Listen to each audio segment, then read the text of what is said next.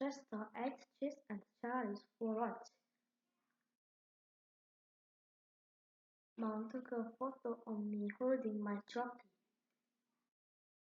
Dolly found shells and safety at the shore. The dome fit my dome.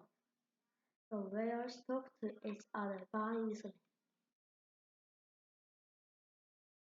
We packed our lunch and walked to the beach. Kim has a backpack with dogs on it.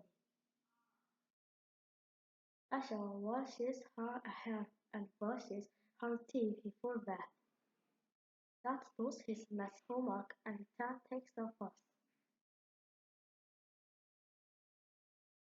The dog barks as the cars drive by. Peter waters his flowers each day. The bird looks for worms in the dirt.